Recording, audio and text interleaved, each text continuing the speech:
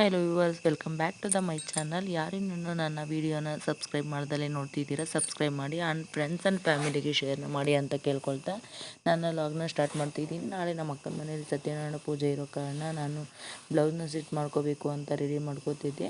ಈ ರೀತಿ ಎಲ್ಲ ಕಟ್ಟಿಂಗ್ನ ಮಾಡಿ ಸ್ಟಿಚ್ನ ಮಾಡೋಣ ಅಂದ್ಬಿಟ್ಟು ಮನೆಗೆ ಕೂಡ ತಂದೆ. ಯಾಕೆಂದರೆ ಮನೇಲೂ ಕೂಡ ಮಿಷಿನ್ ಇರೋದ್ರಿಂದ ನನಗೆ ಆ ರೀತಿ ಏನು ಶಾಪ್ನಲ್ಲೇ ಮಾಡ್ಕೋಬೇಕು ಅನ್ನೋದೇನು ಆಗಲ್ಲ. ಅದಕ್ಕೋಸ್ಕರ ಮನೆಯಲ್ಲೇ ಕೂಡ ರೆಡಿ ಮಾಡ್ಕೊಳ್ಳೋಣ ಅಂತ ಬಂದೆ. ಈ ರೀತಿ ಸ್ವಲ್ಪ ಡಿಫ್ರೆಂಟಾಗಿ ನಾನು ಬ್ಲೌಸ್ನ ಸ್ಟಿಚ್ ಮಾಡಿದ್ದೆ. ಫ್ರಂಟಲ್ಲಿ ಡೈಮಂಡ್ ಇಟ್ಬಿಟ್ಟು ಟ್ಯಾಗ್ನ ಹಾಕಿದ್ದೆ, ಮತ್ತು ಬ್ಯಾಕ್ ಸೈಡು ಬಾಕ್ಸ್ ಟೈಪ್ ಇಟ್ಬಿಟ್ಟು ಅಲ್ಲೂ ಕೂಡ ಟ್ಯಾಗ್ನ ಆ್ಯಡ್ ಮಾಡಿದೆ. ಬಟ್ ಕಂಫರ್ಟಬಲ್ ಆಗಿತ್ತು ಬ್ಲೌಸ್ ಮಾತ್ರ.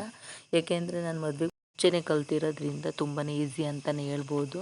ಅದಾದಮೇಲೆ ನಾನು ಮತ್ತು ಮನೆಯವರು ಹೊರಟ್ವಿ. ಯಾಕೆ ಅಂತಂದರೆ ಹೋದ ಸಲಿನೂ ನಾನು ಸತ್ಯನಾರಾಯಣ ಪೂಜೆಗೆ ಹೋಗೋಕ್ಕಾಗಿರಲಿಲ್ಲ. ಅದಕ್ಕೆ ಈ ವರ್ಷ ಎಂಡ್ ಅಂದ್ಬಿಟ್ಟು ಕರೆದಿದ್ರು, ಅದಕ್ಕೋಸ್ಕರ ಹೋಗಲೇಬೇಕಾಯ್ತು ಅಂದ್ಬಿಟ್ಟು ಹೋದ್ವಿ. ನನಗಂತಂದರೆ ಡ್ರೈವಿಂಗ್ ಅಂದರೆ ತುಂಬಾ ಇಷ್ಟ. ಅದಕ್ಕೋಸ್ಕರ ನಮ್ಮ ಮನೆಯವ್ರ ಹತ್ರ ಕೇಳ್ಬಿಟ್ಟು ಇಸ್ಕೊಂಡು ಡ್ರೈವ್ನ ಮಾಡಿರ್ತೀನಿ.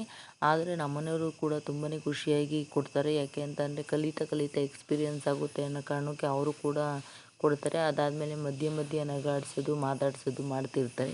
ಬಟ್ ಫೋಕಸ್ ತುಂಬಾ ಇಂಪಾರ್ಟೆಂಟು ಅಂತ ಹೇಳ್ತಾ ನಮ್ಮ ಅಕ್ಕನ ಮನೆಗೆ ಕೂಡ ತಲುಪಿದ್ವಿ. ಅದಾದಮೇಲೆ ತುಂಬಾ ಚೆನ್ನಾಗಿ ಅಲಂಕಾರ ಮಾಡಿದರು, ಮತ್ತು ಪೂಜೆಗೂ ಕೂಡ ಪುರೋಹಿತರು ಬಂದು ಆಲ್ರೆಡಿ ಪೂಜೆನ ಸ್ಟಾರ್ಟ್ ಮಾಡಿ. ಅಲ್ಲಿ ಜನ ತುಂಬಾ ಇರೋ ಕಾರಣ ನಾನು ಯಾವುದೇ ರೀತಿ ಕ್ಲಿಪ್ಪಿಂಗ್ನ ತೊಗೊಳಕ್ಕಾಗಲಿಲ್ಲ.